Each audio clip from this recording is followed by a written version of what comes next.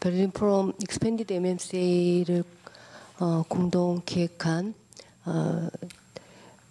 난나 하이덴라이히 큐레이터 분이 이 영화와 관련된 이야기 그리고 또 관객 여러분들이 궁금해하시는 분들의 부분들에 대답을 해주시기로 하겠습니다. 일단 브루스 라브루스 감독님에 대해서 아시는 분들도 계시겠고 또 전혀 모르시는 분들도 계실 것 같아서 일단 감독님에 관한 좀 자세한 좀 정보 이런 게 필요할 것 같습니다. 난나 하이덴라이히 씨께서 브루스 라브루스 감독에 대한 이야기를 먼저 좀 들려주셨으면 좋겠습니다. Yeah, he's always sort of considered the underground artist of Canada, who is probably one of the very few Canadian artists who for the longest time didn't get any funding from Canada. This has changed, and he's just now had, or still has, I'm not sure, a big film retrospective at the MoMA, the Museum of Modern Art in the United States. So the question of, well, he's made big films lately, what some call mainstream films even. His last one was Gerontophilia. And before that, he made 2 also fiction films about zombies. Otto, or Up with Dead People, was the first. And the second, LA Zombie. And one could say that LA Zombie and Gerontophilia are sort of his more kind of quote-unquote mainstream films. He studied film studies and got his MA in film studies at York University in Canada in the 80s, where he started to produce a zine, you know, these sort of self-published magazines, which was called JDs, and which was sort of about the underground queer punk scene. Which is also where he started to work as a photographer, which he still does. He sometimes has exhibitions, art exhibitions with his photography. And the reason why I said that he was sort of probably the most well-known Canadian artist for the longest time who didn't get Canadian funding is to also point to the fact that he has a long-standing collaboration with a Berlin-based producer, Jürgen Brüning, who also produced this film. And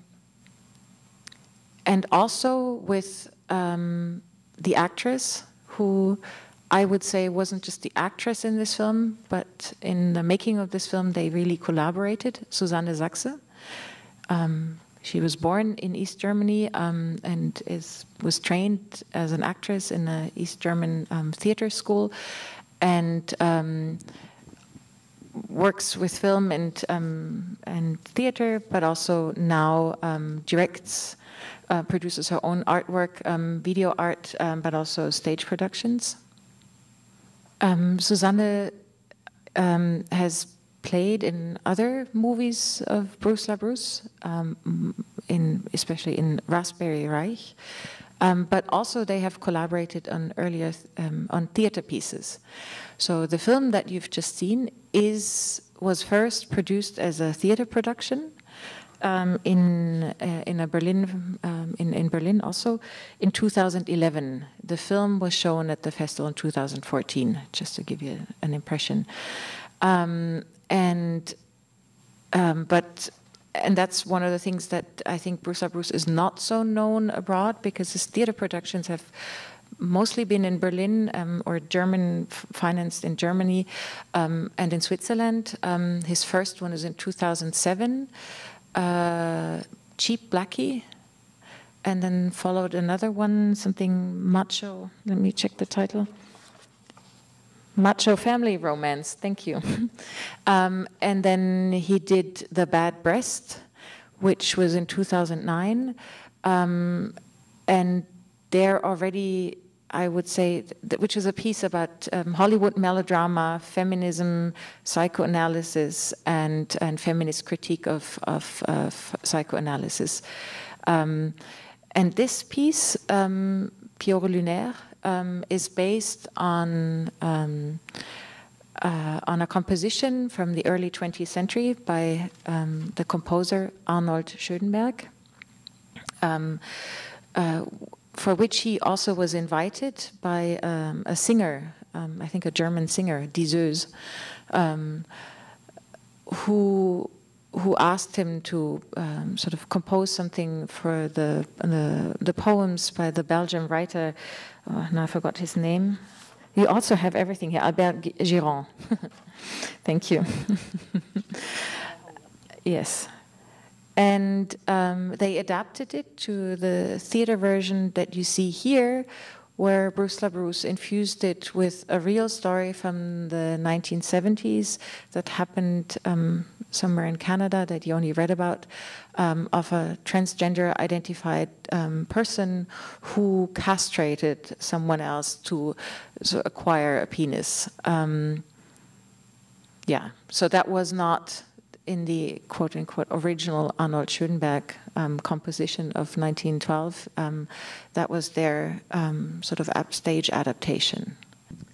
For the theater production, they also closely collaborated with Premil Pedrovic, who was born in former Yugoslavia and is the founder of an orchestra called No Border Orchestra, which is mainly people of kind of the same generation who was born in then Yugoslavia and then were displaced by the war, and displaced in many ways, had to leave the country, had to struggle with visa problems all over Europe, were assigned a new national identity that didn't really, whether they wanted or not, as the country was separated.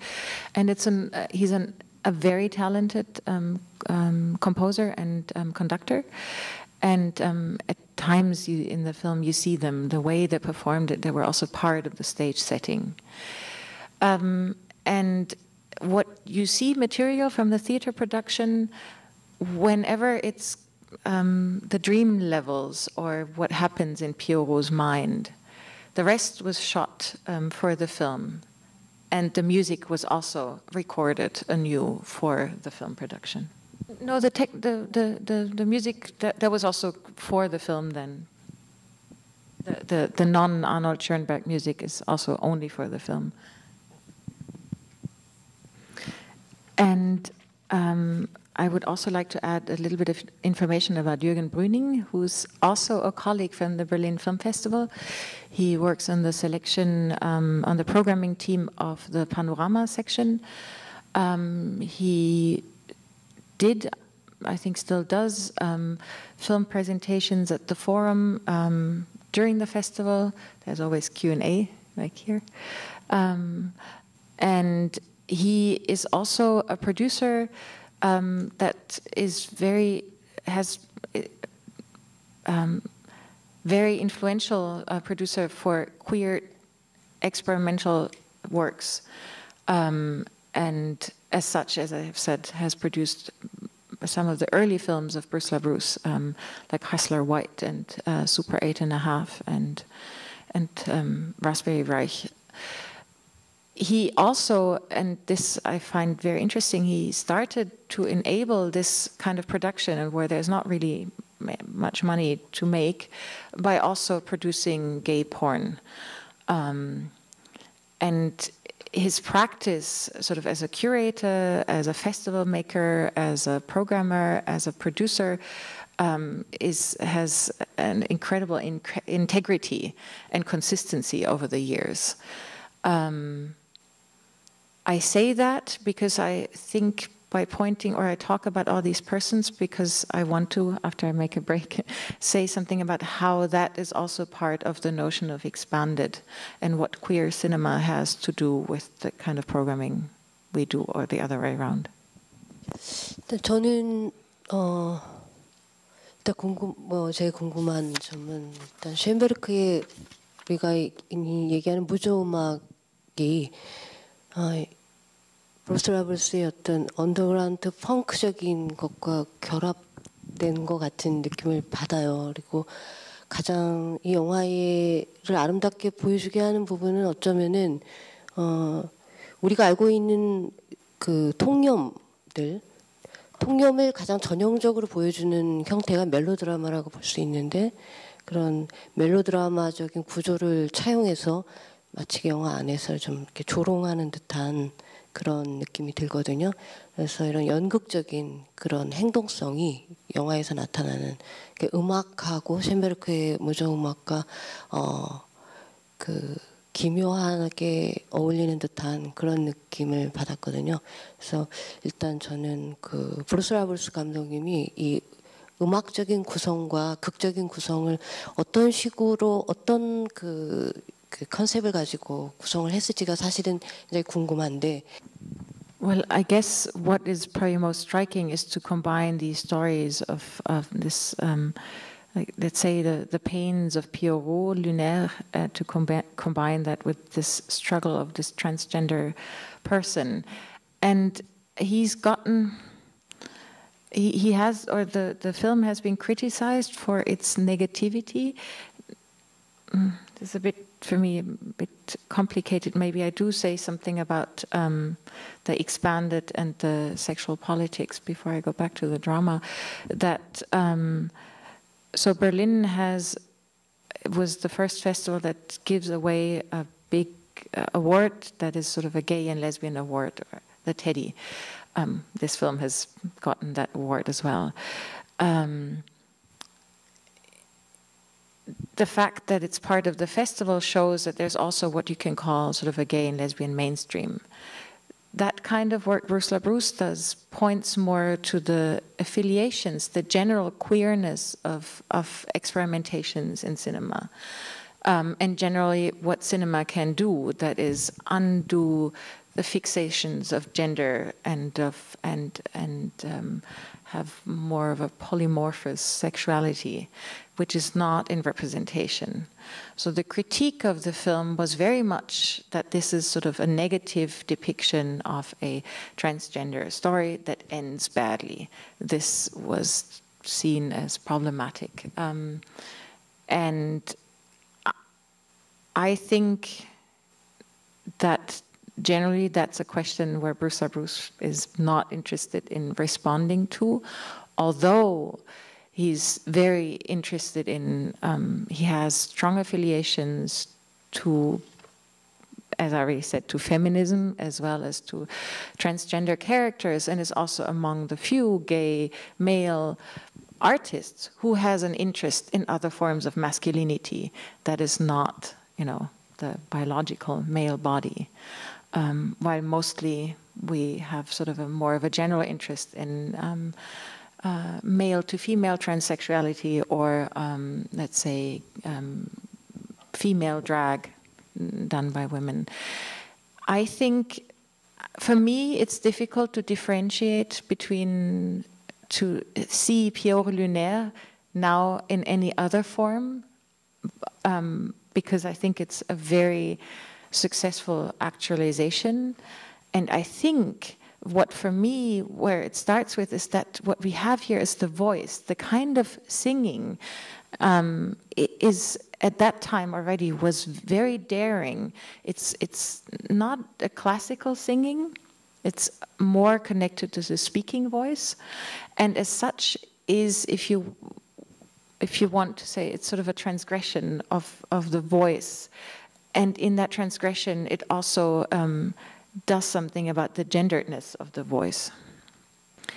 But Premil, the conductor, who also lives in Berlin, the creation of his orchestra, the No Border Orchestra, is also connected to asking the question, how can we relate to classical music in a contemporary way? Why has the performance of classical music why did it get stuck in the ever repetition of a format that it has developed in the 19th century? And so I think that was also part of his influence, that the fairly small orchestra that they were part of the stage setting. And they were, if you wish, part of the story, but also it was a statement about performance as such, and how that was part of sort of the performativity of everything, of performing theater, of performing music, but also of performing gender. And the drama, I mean, the general structure is also in the piece itself. It consists of 3 acts I forgot, but altogether it's 21 poems, and that gives the sort of the narrative structure. So the original title of Schönberg is also something longer that includes the reference to the poem. 장마리 스트라브였던 것 같은데요. 장마리 스트라브 같은데 그게 쉔베르그의 음악이었는지 정확히 기억이 안 납니다만 완전 그 음악을 그대로 부르는 노래 가수가 부르는 무대를 그대로 거의 그 영화적 형식 안에 담아놨던 그 영화가 지금 이제 생각이 문득 나는데 저는 이게 쉔베르그 음악이 가장 어떻게 보면 현대 음악을 어떤 열어놓은 어떤 아버지와 같은 격을 부를 수 있는 쉔베르그의 음악과 또 어떤 성적 정체성의 문제도 어디로 튈지 모르는 어떤 펑크적인 요소 이런 것들이 브루스 어떤 개인의 어떤 개성 하나의 이 약간 조금 과장된 듯한 그런 액션을 보여주는데 그게 부자연스럽다기보다는 정서적인 이렇게 고양되는 어떤 점진적으로 정서적으로 억압돼 있다가 이렇게 분출되고 이러는 이 호흡과 굉장히 잘 맞아떨어지지 않았나. 그래서 난나가 얘기했던 것처럼 굉장히 더 다른 것을 상상할 수 없을 정도로 잘 이 어떤 형식에 부합되었다라고 아까 제가 얼핏 제가 듣기로 그렇게 들은 것 같은데 그러지 않았나 하는 생각이 듭니다. 이건 저희의 그냥 개인적인 평가일 수 있고요. 한 가지 궁금한 건 아까 얘기한 것 중에 엔딩에서 결과적으로 좀 부정적으로 보여져서 좀 혹평을 받았다고 얘기를 들었는데 당시에 왜 그런 혹평이 나올 수 뭐 엔딩 부분은 충분히 부정적일 수도 있고 어떻게든 나올 수 있는데 그 비평의 대상이 된 부분이 정확히 뭔지가 궁금합니다. I'm not sure about bad reviews. He's kind of the poster child of at least sort of art world lately, and if he scandalizes, that's happy. It's more that it's also received within a queer context, and there were. I don't know whether that was so general, but because it is not a story that ends well.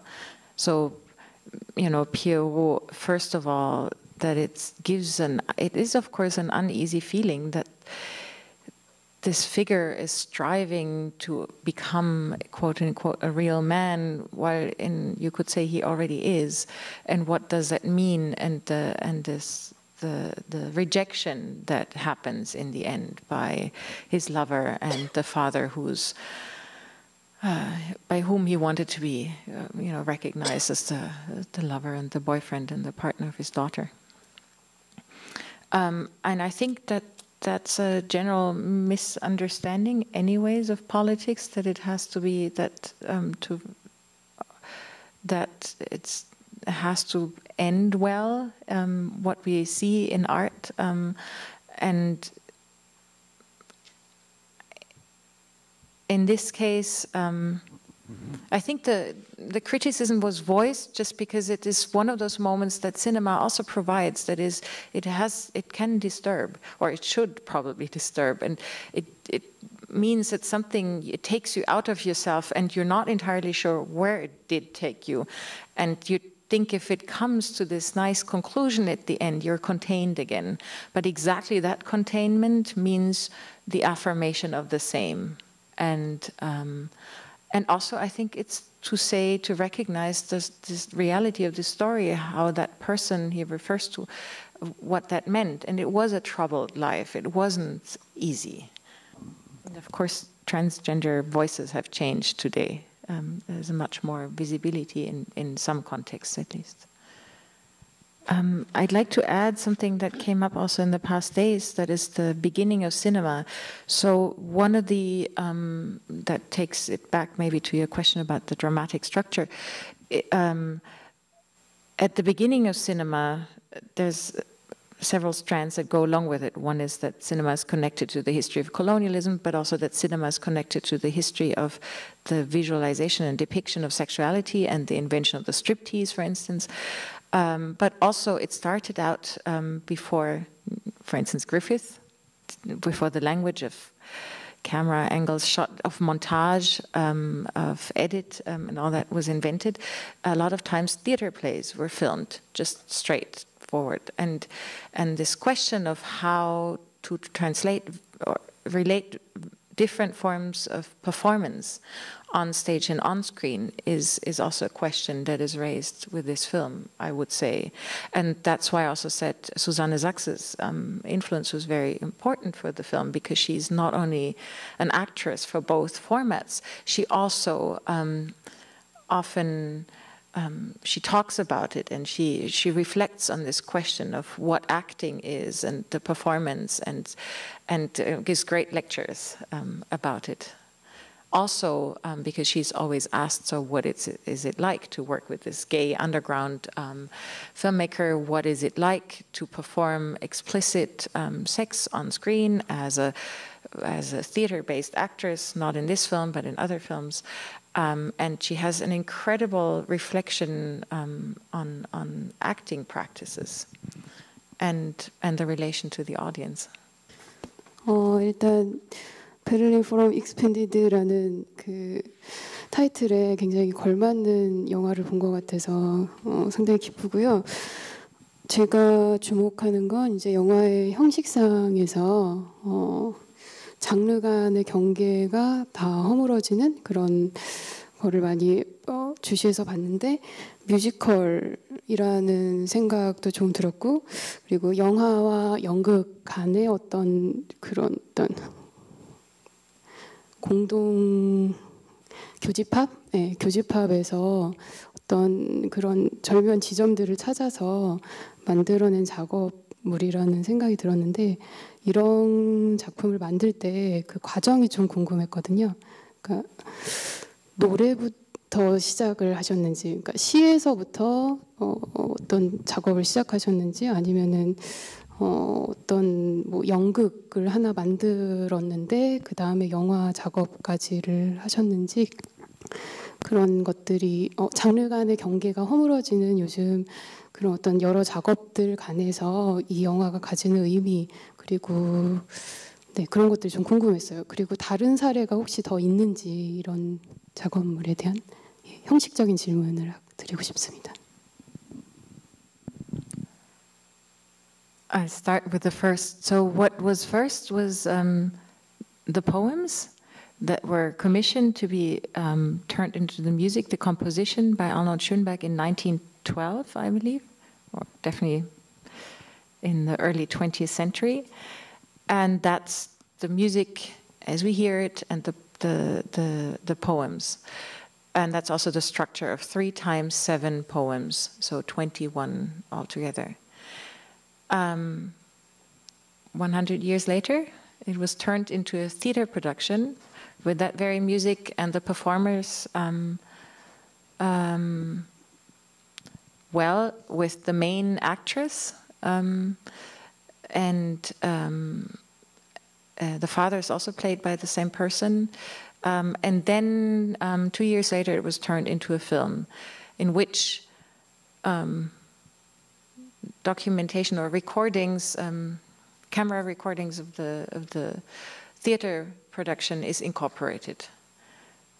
But it's, again, it was, the film was a whole new project, and the sound, for instance, was recorded completely new for the film. They didn't use the recorded sound of the theater performance. And as for the second question, I would say the program or that we put together generally tries to undo notions of genre. I think that's one of the ways of doing expanded cinema today. And generally, that's the idea of experimentations in cinema. But I think, if I understand you correctly, it's more connected to what is the sort of deconstruction of fiction film, both in length, although this was fairly short, but also if we say we have some sort of story, but it is told in a different kind of way. There's a narration element or a narrative element. And I would say from the program that we brought with, I would say that this young French filmmaker, Isabelle Prim, is definitely reinventing how to tell a story. I was also thinking in terms of deconstructing or reflecting on performance. I was thinking of Cet Homme by Markus Ruff, who is also a colleague at the Arsenal. It was also shown. We don't have it here with us, but in the program. But when I think about music, I was thinking, what about taking certain elements that are a continuity of what we know? And music, I'm a bit stuck, although I think there should be. I was difficult. I was thinking of a cinema, like I really love his cinema, is a French filmmaker, Vincent Dieudre. He makes films that pick up genre formats of almost like the diary film or the personal film, but they're very simple, but they're, to me, amazing. And he's also a great contemporary dandy. 뱅산주트류 영화가 이번에 베를린 포럼에서도 상영이 됐었어요. 그래서 로베르토 호셀리니 영화 중에 유로파 찍었던 그 곳을 이 도성의 커플이 이렇게 쭉 가면서 빚어지는 그런 이야기인데 저도 굉장히 인상 깊게 봤던 영화이고요. 일단 지금 얘기 나왔던 것처럼 어떻게 보면은 영화 속에서의 우리가 알고 있는 이야기하기의 방식이 굉장히 저희가 갖고 있는 것들이 굳어져 있는 것들이 많은데 만드는 사람뿐만 아니라 보는 사람도 습관화된 이런 그 방식, 그 틀 안에서 이렇게 적용을 해서 보다 보면 아무래도 창조적인 어떤 것들이 나오기 어렵겠죠. 그래서 베를린 포럼 익스펜디드의 어떤 시도하고자 하는 바는 바로 그런 것들을 깨부수고 또 어떤 새로운 지평을 열려고 하는 노력의 일환이라고 생각이 드는데요. 피에로 루네르, 달에 올린 피에로가 어떻게 보면 좀 스캔들을 일으키기도 했는지 모르겠지만 그 영화가 상영될 당시에는 저는 베를린 익스펜디드에서 이 영화를 선정했었다라는 것이 굉장히 용기 있는 일이라고 생각을 합니다. 근데 그렇게 어떤 그 장면들이 우리에게 충격을 줄 만한 장면은 결코 아닌데도 불구하고 아직도 사람들 속에 남아있는 그런 것들은 불편함을 느낄 수밖에 없는 부분들이 있는 것 같긴 해요. 왜냐하면 저희 그 미술관에서도 지금 상영할 때 사실 제가 이제 입장할 때 나이 드신 분들이 들어오시길래 조금 걱정은 했었습니다. 이렇게 좀 저분들이 보시다가 분명히 나가실 텐데 나가시면서 아마 좀 욕을 하시지 않을까라는 생각을 했는데 역시나 나가시더라고요. 그래서 이게 어쨌든 그 영화는 어떤 그 사람들이 갖고 있는 그 익숙한 것에다가 맞춤으로다가 이렇게 선보이는 서비스적인 차원의 그런 영화 산업적으로도 그렇고 있다 보니까 아무래도 그 기대에 부응하지 못하는 영화들의 경우는 오해의 여지가 많은 것 같다는 느낌이 듭니다. 일단 그냥 제 얘기를 하고 싶어서 했는데 일단 통역 부탁드릴게요. 난나 하이덴라이히와 올리 주먼스 큐레이터분이 오늘까지 이제 공식적인 업무를 마치시고 이제 돌아가시게 되는데 마무리하는 차원에서 이번 프로그램을 같이 기획하게 되면서 느끼셨던 부분들도 있겠지만 일단은 MMCA와 이렇게 협력 기획 프로그램을 하게 된 것 너무 좋았었고 감사드리는 부분이 많고요. 앞으로도 베를린 포럼 익스펜디드가 나아가야 될 앞으로의 목표와 방향에 있어서 현재 그 바라고 있는 어떤 부분들이 있다라고 하면 마지막으로 좀 얘기를 전해주셨으면 좋겠습니다. Well, for us, it was a great pleasure to have been here. It was an excellent environment and a wonderful invitation, and I cherish the conversations that we had, and we're very sad to leave. And I would like to come back and also make sure that I have enough time to visit enough artists and see works.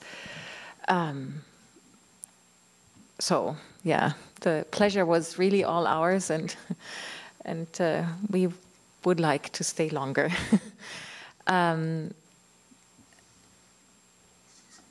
And as for what we want to, how we want to continue, I think Hyun-Suk Oh's the way to put it yesterday, to keep asking what is cinema, and I think Uli also rephrased that, but to keep that question, so you don't, to keep that question as what is your driving force, I think will be basically the programmatic concept of form expanded, and that could mean that at some point it might be superfluous and we have to do something completely different,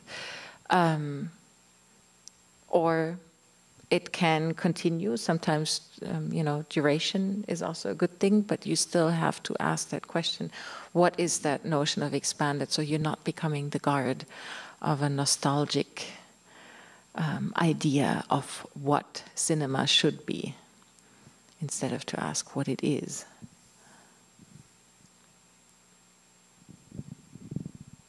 And where it can go. 올리 슈먼스도 좀 한 말씀, 마지막 소감과 뭐 난나와 마찬가지로 또 앞으로 해야 될 일이 굉장히 많을 텐데, 앞으로 베를린 포럼 익스펜디드에서 함께 저희가 또 함께 뭐 할 수 있는 일들도 충분히 있을 거라고 생각하고요. 본인의 야망에 대해서 그러면 또 한번 피력을 개인적인 야망에 대해서. I mean, first I would just like to also add that I'm add my thanks for this very generous invitation. It was really a pleasure, and we are both, I think, quite sad that the program continues without us now. But that's also, I think, it's really great that the films, remain here for a little while, and there's more chances to see them. Yeah, I would also just like to add something to what Nanna said in terms of what the direction or what we think, what our hopes and goals are now for Forum Expanded. I think since we've done this for 10 years now, we've reached a certain kind of threshold where we where the program has become more established within the context of the Berinale, which is a great thing because we have a steady audience now and people know in a way what to expect, but this is also something that can be dangerous in terms of that one becomes content with a certain status quo. So I hope that we as a team of programmers will remain able to also find things that not only challenge our audience but also challenge us. I think that's sort of something that we have to try and keep looking for, to also question our own notions of, what might be the right thing to show within the context of a, however open one wants to define, what experimental or expanded, an expanded context would be. Yeah, and I think so. I think that's also hopefully an answer to your question as well. I hope that we can kind of that we can avoid becoming established in the sense that we become foreseeable is not the right word, but predictable. Yes. 예, 원대한 꿈인 것 같습니다. 네. 쉽지 않은 일이고 또 용기를 필요로 하는 것 같고, 저 또한 같이 함께 이 프로그램 진행하면서 계속 7월 5일까지 프로그램은 상영은 계속 진행됩니다. 어쨌든 함께 토크도 진행하고 이렇게 하면서 느낀 점은 역시 자기의 기준에 만족하면 안 된다라는 거, 자기 취향에만 따라서 영화를 분류하는 것, 이런 모든 것들을 경계해야 되지 않나 하는 그런 점을 다시 한번 각성하게 하고 또 돌아보게 했던 그런 시간인 것 같습니다. 어쨌든 즐거운 시간이었고요. 또 계속해서 영화는 상영되니까 와서 또 좋은 영화 많이 봐주시길 바랍니다. 두 분에게 박수 부탁드리겠습니다.